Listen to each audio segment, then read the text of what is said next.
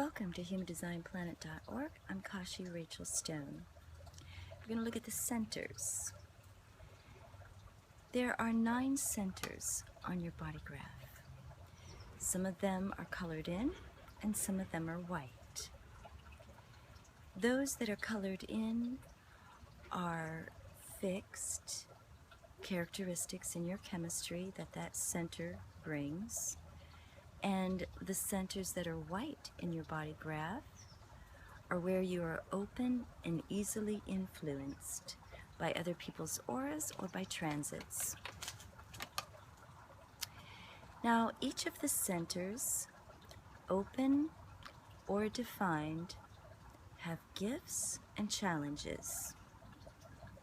And when a person is out of tune and not in their own chemistry, there can be levels of distortion, defined or open. So one is not better than the other. They actually can be a great blessing once you understand how they operate, defined or open. So let's look at each one of those quickly and briefly, as this is meant to be an introduction. I like to start at the bottom and work my way up on the body graph. So at the very bottom of the body graph, you have that square at the bottom, which is called the root center. And this is about stress, and it also is about pressure in the body, in the system. And when it's defined, you have the natural ability to handle stress and the pressures of life, of getting things done, making things happen, sustaining, survival, and just the pressures of life, everyday life. If it's open, you do not have the natural ability to handle the pressure and stresses of everyday life. And in our current reality, it's rather stressful. It's not very natural. So there's a lot of extra stress on humans. And this causes a lot of people who have open roots to either have blown adrenals at a young age or to be on anti-anxiety medicine. Meditation is very helpful for the open root person. The sacral center is about life force, energy, and creativity. And it's where things are brought into life on the physical plane, obviously. And it's where inspirations can be brought into birth and manifested on the physical plane. And it also is about sexuality. And deeply rooted in the way that we connect and mate, form bonds, and set up our life. If you have it defined, you have a pretty consistent relationship within how you use your life force on the material plane. Many people are not using it appropriately and are wasting it, and this is something that really needs to be looked at and addressed, and how the defined sacral moves through life. And then there are those who have it open and have a tendency to not realize when enough is enough, such as staying at the party too long, staying up too late, eating too much food, doing too much work and not delegating, things like this. Then there is the emotional center. Defined, it's very hot, passionate, fiery. It can be overreactive, overwhelming for others. Undefined, it can have a tendency to censor what it tells people and not be completely honest and truthful about what's going on or about how it feels. The spleen on the other side of the body graph is about the immune system and the health in our body. If it's defined, it has a very strong intuitive, instinctive sense in its navigation, and it can be a great guide. If it's undefined, there's a tendency to become very attached in love relationships or home situations or even family connections and become almost codependent. The spleen also deals with fear. So if you're defined, you usually have your own set of fears that you're dealing with, but if you're open, you have a tendency to take in other people's fears and process those as well. You also have a tendency to be very empathic, so you can take on other people's illnesses. This is why it's very important for spleens, open spleens, to be in their own aura and to give themselves plenty of rest when they're feeling a little low in energy, and to also supplement their diet with vitamins and minerals to help keep their immune system strong. There is the open G in the middle of the body graph, which is about love and direction and environment. And the open G is particularly sensitive to environment and will become ill quickly if they're in the wrong place with the wrong people. They also never have a fixed identity, so they're kind of like a chameleon, and they take on different characteristics and mannerisms of those in their environment who have the strongest G definition. So they will change occasionally in their mannerisms, but there is a fixed identity deep down inside that is living out a trajectory. But when it is open, it's going to take on the mannerisms and characteristics. If it's defined, it's very consistent and fixed in its identity and in its reality. And they don't really change a whole lot. Each time you see them, they're consistently the same person. But at open G, each time you see them, you're going to see something a little bit different and something new. It's kind of how my videos express themselves. You can see my open G-ness. The throat center is all about manifesting on the physical plane. And if you have the throat center defined, that's fairly easy for you to do within your trajectory. And there's also opportunities for you to communicate, initiate conversation, and discuss things.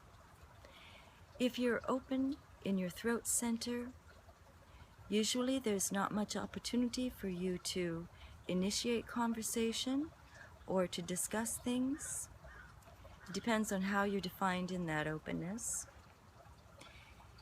You also, if you're open in your throat center, you will seem like you're not very intelligent if you initiate conversation. I've tested this many times. It is absolutely true.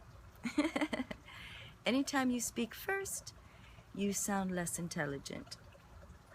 And if you wait to speak first, or if you wait to speak and allow the other to initiate the conversation, then that really doesn't happen, as long as you know when to stop speaking. Open throat people often have a tendency to speak too much, and that's when they become annoying. They can really overdo it.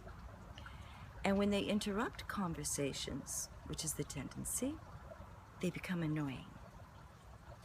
And the other thing that open throat people have a tendency to do is to move around a lot and animate as they're speaking in order to get attention. And it works for a millisecond. They do get the attention, but then all of a sudden they become overwhelming and annoying. So the open throat center being wants to learn not to speak first. Let the other person initiate conversation first. Learn to not interrupt conversations, and try not to get so much attention. It really isn't necessary when you have an open throat. The ajna center is all about knowing. And if someone is defined in their ajna, 50% of the time they know.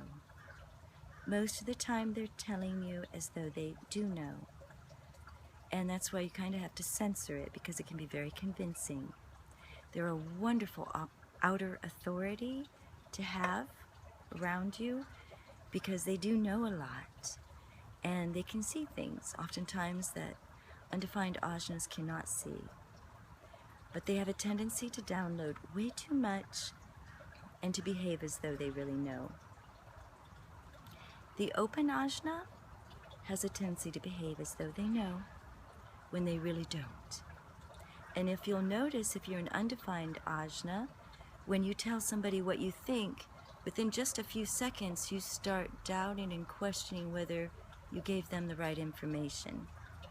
And you want to be careful when you're telling people what you know, what you think you know, because you're planting seeds of thought in their mind, and you're sending them a certain direction, potentially. And that's a big responsibility. I often encourage open ajnas to say, this is my opinion. I don't know, I probably don't know, and I may be wrong, but this is my opinion. And that releases you from the responsibility that happens when we behave as though we know what we're talking about. And this will help you to relax a lot more, because there's actually a tension in behaving as though you know. The head center is about inspiration, new ideas, and oftentimes when it's open, we have a tendency to want to try and solve other people's problems, when in fact it's only a distraction. And it's best if we can allow others to work through their process, unless of course there's really something there we have to offer, but most of the time we don't. Most of the time we go into a mental process of trying to figure out how we can solve the other person's problems, when it's really not our responsibility or our karma to take on their problems. And what you'll see is that it will distract you from doing what you need to be focusing on, trying to solve other people's problems. So I encourage people who have open head centers to stay focused on what they're doing and pray or bless those who have issues and challenges, and wish them the best. So every center has its gift, and every center has its challenge. Opened or defined, it does not matter. You know, there's a couple of centers like the defined will, ego, heart center, which I have very defined. When it's defined, it can be bombastic and overwhelming for others, and not nice. It can be just really forceful with its energy. And when it's undefined, it can be bombastic and really forceful with its energy and not nice. I mean, they both can be distorted. So there's a middle point, a balance. The throat center can be overwhelming and annoying, whether it's open or defined. If there's a lot of gates around that center, they have a tendency to talk way too much. And the same thing when it's open. So there's a middle point, and there's a gift. For the open throat center, the gift is really being quiet and not speaking until there's an actual moment for that person to express themselves. And that's where the magic really happens. And the defined throat center that has a lot of gates, just know you're going to be overwhelming. Same thing with the ajna. You know, so there's gifts in all of these centers, open or defined. And it's a great opportunity to have this knowledge presented to you so that you can become aware of how they operate, because that's the first place that we work for the first 7 years, is with our centers and our inner authority and the way that our aura operates, its own strategy. So take your time, take lots of time to get to know these centers. There's a lot of information there, and it has a lot to do with the way that we operate and navigate. It's everything, really, much more than all the other advanced knowledge. It's the centers for all types for the first 7 years, for sure. I was not able to see my centers until I went through my full 7-year process, because the centers began to reveal themselves one at a time, year by year. I didn't see my throat center in full operation until my 6th year. In my 7th year, I saw my ajna. And then I saw my head center. That's the way it works for everybody. It's a cyclical process. Blessings on your journey.